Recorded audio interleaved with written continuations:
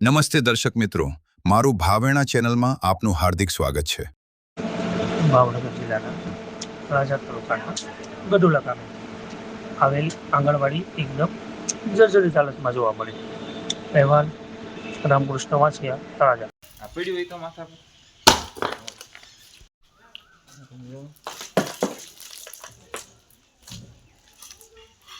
બધું બોગસ હશે બધું છે.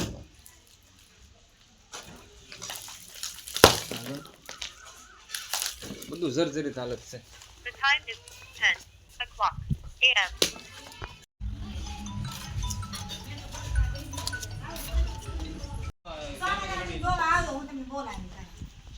સ્ટોલમાં હજી ભરાઈ જાય છે અમારે. સ્ટોલમાં કેમિકલ રેડાયું તોય પડે છે થોડું. લાડી 2 વખત ચડાવી તોય ઈ પ્રશ્ન ભરે. કલર તો પછી અમારે માર્કેટ આવ્યું તો માર કરાવવો પડે ને પછી. તમારો પરિચય? હું આંગણવાડી વર્કર. મારું નામ ભાવનાબેન તુલસીભાઈ મકવાણા. તમારું નામ બેન? સંપાબેન બી શિયાળ. ઓકે ઓલો હેલ્પર. ઓકે. તમારો પ્રશ્ન શું છે?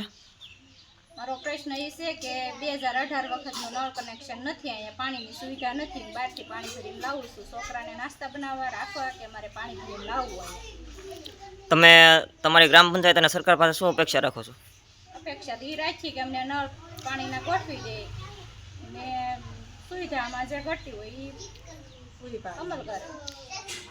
તમે પંચાયતમાં લેખિતમાં અથવા રજૂઆત મૌખિક કરેલી? ગામ સભા હતી ત્યારે લેખિતમાં જ કરાવેલું છે. એવું તમે 2-3 વખત લેખિત કરાવેલું છે, પણ તોય હજી એનો કઈ અમલમાં આવ્યું નથી. તો અમને ગામમાં એમ કે છે કે લોકો કે તમને આ નર્મદા જોઈન્ટ કરી, તો અમારે નર્મદાનું પાણી ક્યારે આપે? સવારના 6 વાગે આપે ને સાંજે આપે. તો અમારા આંગણવાડીનો સમય હોય એ પ્રમાણે તમને પાણી મળતું નથી.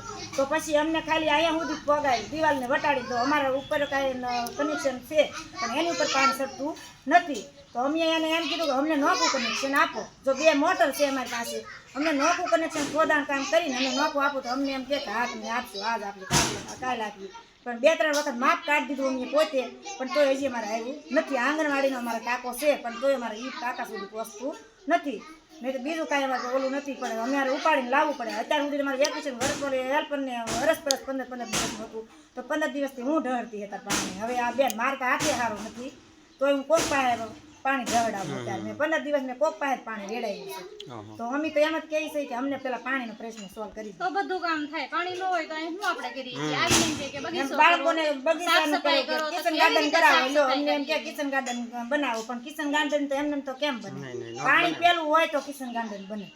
અત્યારે જો અમારે એટલું છે, એમાં આ બધા ઝાડવા બળવાના છે આપે છે, તોય એ અત્યારે ખારું છે પાણી. હા, નર્મદાનું તો અમને પહોંચતું જ નથી મારી સુધી. તો ટૂંકમાં તમારો પ્રશ્ન એવો છે કે પંચાયત પોતાના કામથી દૂર ભાગે છે, એવું છે ને? તો સરપંચ 1-2 વખત જોઈ ગયા એમ તો પેટ સુધી, પણ એ કે તમે આનું તો બીજા તમારે સરપંચ પીગળી ગયા. પેલા એક મીણ્યા, બીજા પીગળી ગયા. હજી પાણી નથી. હાલો વરસ હોય, 2 વરસ હોય. એમ 2 વખત તો મારા સુપરવાઇઝરને લઈને ગયેલી છે પંચાયત ઓફિસમાં. 2 વખત હું મારા સુપરવાઇઝર 2 લેખી કીધું તા કે હાથ માર થઈ જાય, હા તમારે થઈ જાય. નહીં, છે ટાંકો, ઘરની મોટર છે, 2 છતાં સુવિધા નથી કરી દેતા એમ. નકર અમારે કનેક્શન નહોતું જ હતું, પહેલેથી જ નહોતું હતું. પછી આ રોડ બન્યો એ પછીનું અમારે કનેક્શન ઓલું તોડી નાખ્યું, એટલે હવે અમારે કાંઈ બીજું થાય એમ નથી. તમારો પ્રશ્ન શું છે? મારો પ્રશ્ન એવો છે કે હાલ આપણે શ્રી ભાવનગર જિલ્લાના તળાજા તાલુકાના ગઢોલા ગામે અને આંગણવાડીએ પ્રશ્ન એવો છે કે આ જે કામ છે એમાં ફૂલ ભ્રષ્ટાચાર થયેલો છે આંગણવાડીમાં. અને હાલની એવી પરિસ્થિતિ છે કે આ જે સદું છે એ આખું ઝૂલતું છે.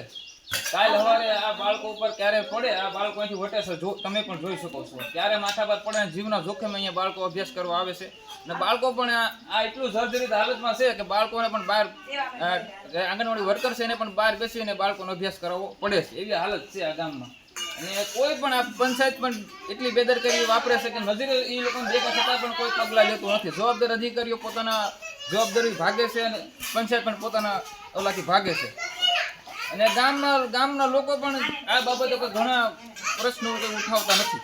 તમે લેખિતમાં રજૂઆત કરેલી? લેખિતમાં નથી કે પણ મૌખિકમાં ગ્રામ પંચાયત અનેક વાર ગામ સભામાં પણ મુદ્દા ઉઠાવેલા છે અને આંગણવાડી બેને પણ મુદ્દા ઉઠાવેલા છે. સરકાર પાસે શું તમે આશા રાખો છો? સરકાર પાસે એ જ આશા રાખી છે કે આ છે નવે સાથે કરવામાં આવે. આ પછી આ તોડી અને બીજું કંઈક સુવિધા કે હમણાં ચોમાસું ચાલુ થવાનું છે અને બાળકોને અંદર અભ્યાસ કરવાનો અહીંથી જતા વખતે કોઈના પર પડ્યું હોય તો એનું જવાબદાર કોણ રહેશે? જવાબદાર હું તો કહું અધિકારીઓ અને ગ્રામ પંચાયત રહેશે. અને હું તો એમ તો કલેક્ટરશ્રીની આ વિડીયો પોસ્ટવો જોઈએ ભાવનગરના. આપણે બહુ એનો વિડીયો જોયો છે, કામગીરી સારી છે. આપણે એને પૂછો એના સુધી વિડીયો પૂછો ને આ બાબતો તાત્કાલિક પગલાં લેવા જોઈએ. કેમ કે નાના બાળકોનું જીવ ઉપર જોખમ જ છે. તંત્ર પછી કંઈક બનાવ બને પછી તંત્ર જાગે એનો શું ફાયદો? હે દુર્ઘટના બને પછી જાગે એ પેલા કંઈક પગલાં લો. અમે તમને સૂચના આપીએ છીએ વિડીયોના માધ્યમથી કંઈક આના પર પગલાં લો. ને પંચાયતની ફૂલ બેદર કરે છે. વિડીયોના માધ્યમ ચોખ્ખા શબ્દમાં કહું છું, કોઈ જવાબદાર અધિકારી કે આજે અધિકારી કોઈ આ પગલાં લેતું નથી. પોતપોતાના હોદ્દા સંભાળીને બેઠા છે અને પોતાની ફરજોથી ભાગે છે. આ બાબતે કોઈ પ્રશ્ન ઉઠાવતો નથી અને અમારે જવાનું ઉઠાવવા પડે. એની તો ખરેખર એ લોકોની ફરજ છે બધી. હે અને આ બીજો પણ આ બેનનો કંઈક અહીંયા પાણીનો પ્રશ્ન છે, એ આંગણવાડી વર્કરને તમે પૂછો, એ જણાવશે.